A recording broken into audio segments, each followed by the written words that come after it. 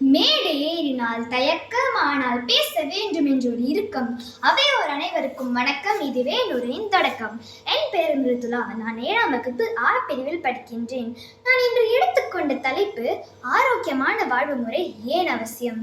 சுவர் இருந்தால்தான் சித்திரம் வரைய முடியும்.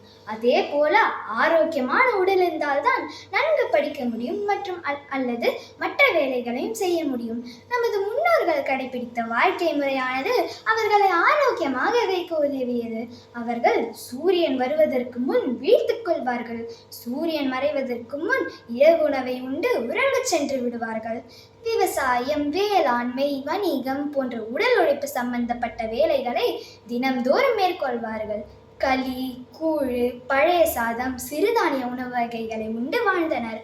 ஆரோக்கியமாக இருந்தனர். அப்படியே ஏதாவது நோய்வாய்ப்பட்டாலும் அவர்கள் வீட்டு வைத்திய முறையை தேர்ந்தெடுத்தனர். அன்றைய தாத்தாக்கள் உடல் பயிற்சி மையத்திற்கு செல்லவில்லை, ஆனால் வலிமையான உடல் வைத்துக் கொண்டிருந்தனர். அன்றைய பாட்டிகள் மெலிந்த உடல் வருவதற்கு எந்த ஊட்டச்சத்து நிபுணரையும் வைத்துக் கொண்டதில்லை. ஆரோக்கியம் அவர்களது வாழ்க்கை முறையிலேயே இருந்தது. அவர்கள் மன அழுத்தம் என்ற வார்த்தையை அறிந்ததே இல்லை. வேலை செய்யும் பொழுது வேலை பளு தெரியாமல் இருக்க நாட்டுப்புற பாடல்களை பாடிக்கொண்டே வேலை செய்வார்கள். அவர்கள் ஆரோக்கியத்திற்காக விலை உயர்ந்த உணவுப் பொருட்களை சாப்பிடவில்லை. பழைய சாதம் அவர்களது பெரும்பான்மையான காலை உணவாகும். இன்று அதே உணவை ஒப்பனை செய்து சில உணவகங்களில் அதிக விலைக்கு விற்கின்றனர். இன்று ஆரோக்கியம் ஒரு வணிகமாகிவிட்டது. அன்று அவர்களிடம் பணம் இல்லை, ஆனால் ஆரோக்கியம் இருந்தது. இன்று அனைவரும் ஆரோக்கியத்திற்காக நிறைய செலவு செய்ய வேண்டியுள்ளது. இன்று ஒரே இடத்தில் அமர்ந்து அனைவரும் மணிக்கணக்கான நேரம் வேலை செய்கிறோம் அல்லது அலைபேசியை நோண்டிக் கொண்டிருக்கிறோம்.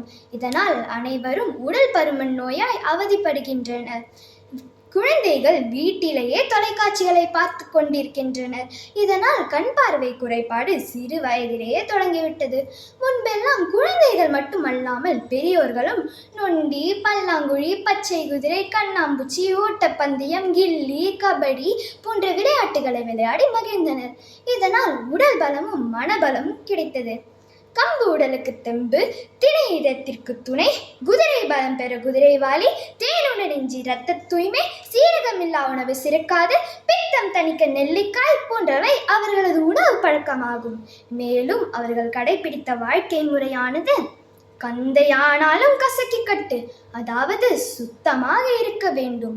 நொறுங்க தின்றால் 100 வயது. நமது உணவை நன்கு மென்று சாப்பிட வேண்டும்.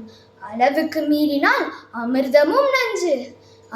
அளவோடு சாப்பிட வேண்டும். உண்டதும் குளித்தால் உடம்பில் சேராது.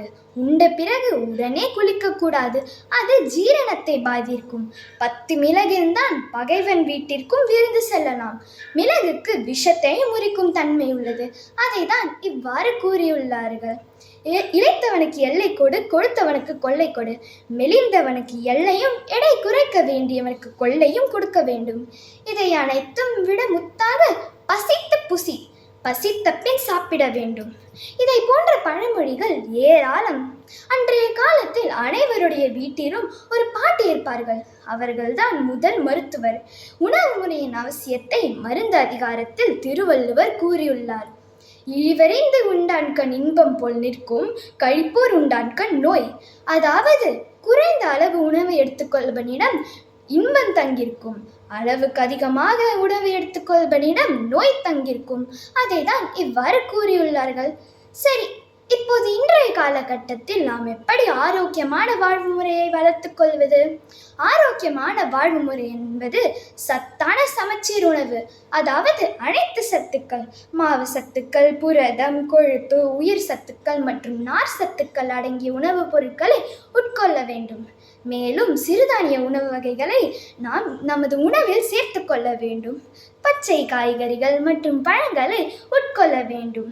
தினமும் 30 நிமிடமாவது ஏதாவது உடற்பயிற்சி செய்ய வேண்டும். அது யோகாவோ தியானமோ நடைபயிற்சியாகவும் இருக்கலாம். தினமும் 7 மணி நேரமாவது நிம்மதியான தூக்கம் வேண்டும். மன அழுத்தத்தை குறைப்பதற்கு புத்தகங்கள் படிப்பது, தோட்ட பராமரிப்பு வேலை மற்றும் செல்ல பிராணிகளுடன் விளையாடுவது சிறந்தது. பெரியோர்கள் வருடத்திற்கு 1 முறையாவது உடல் பரிசோதனை உடல் பரிசோதனை செய்வது நல்லது. அது அவர்களது உடலில் ஏதாவது பிரச்சனை இருப்பின் அதை முளையிலேயே கண்டு கலைத்து விடலாம். நோயற்ற வாழ்வே குறைவற்ற செல்வம் என்பதை அறிந்து நாம் ஆரோக்கியமான வாழ்வு முறையை கடைபிடிக்க உறுதிமொழி ஏற்போம். நன்றி.